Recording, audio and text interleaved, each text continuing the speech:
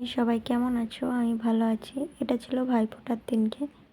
তো সকাল সকাল উঠে পড়েছিলাম, দিয়ে উঠে চান করে শাড়ি পরে নিয়েছি, তারপর একটু সাজুগুজু করে নিলাম।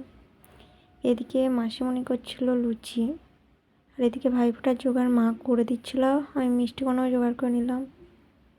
আর এদিকে দুটো ভাই দেখতে পাচ্ছ, দুজনে বদমাইশ করছে, তারপরে বসে পড়েছে দুজনায় ভাইফোঁটা নেওয়ার জন্য।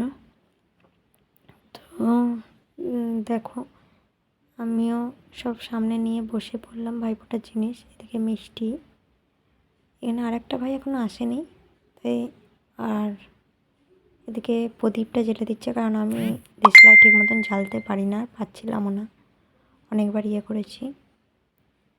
তারপর ফোঁটা দেওয়ার পর আমি ফোঁটাটা আর করা হয়নি। তারপরে দেখো দুটো ভাই মিলে মিষ্টি খাচ্ছে, আর এটা তো আমাদের সোনাই খুব বদমাইশ করছে। তো দেখতে পাচ্ছ, পুরো ভিডিওটা দেখো। তারপরে ভিডিওটা আমার দেওয়া হয়নি, আর একটা ভাই এসেছিলো তখন। তারপর আমরা বেরিয়ে পড়েছি, আমি, দিদা, মায়ের বাড়ি যাচ্ছিলাম। দেখো আমিও বেরিয়ে পড়েছি, টোটো চলে এসছে সামনে, তো যাচ্ছি, রাস্তাটা একটু দেখিয়ে দিচ্ছি।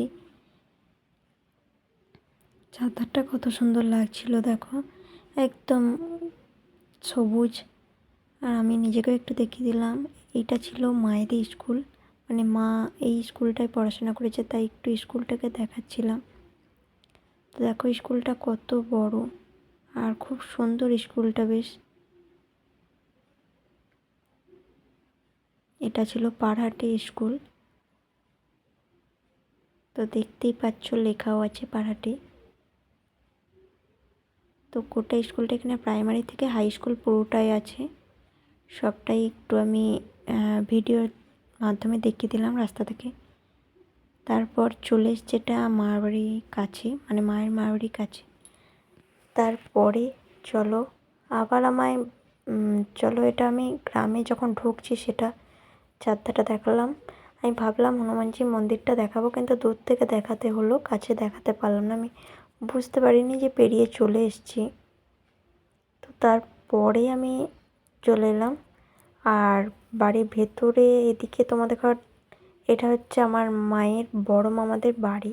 তো দুটো বাড়ি আছে, এটা বাইরে একটা বাড়ি যেটা ছিল, আর ভেতর বাড়িটা আমি দেখানো হয়নি। তো আমি ভেতরের বাড়িটাও দেখানো হয়নি। তারপরে খাওয়া দাওয়া কিছুই দেখাতে পারিনি, সবটাই স্কিপ করে গিয়ে আমি রেডি হয়ে যখন বেরিয়ে চলে যাচ্ছি, সেই সময় একটু দেখিয়ে নিলাম। দেখতেই পাচ্ছ আমি ছিলাম, আর মা পেছনে আসছে, দিদা এগিয়ে গেছে, টোটো চলে এসছে বলে। তো রেডি হয়ে বেরিয়ে গেছে, আর ওদিকে আছে দাদু আছে পেছনে, মায়ের সঙ্গে কথা বলছিল। তো আমি তো ভিডিও করতে করতে এগিয়ে গেলাম।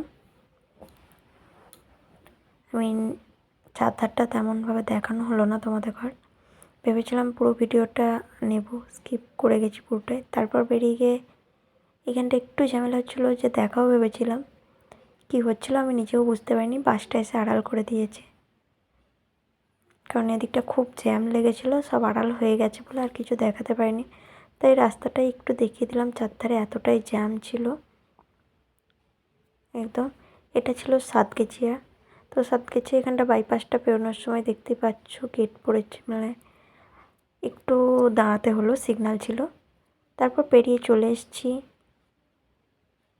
কারণ আমরা সেই দিনই ব্যাক করে গেছি আবার মাসির বাড়িতে, মানে মায়ের মার বাড়ি থেকে মায়ের মাসির বাড়ি ব্যাক করে চলে আসছি।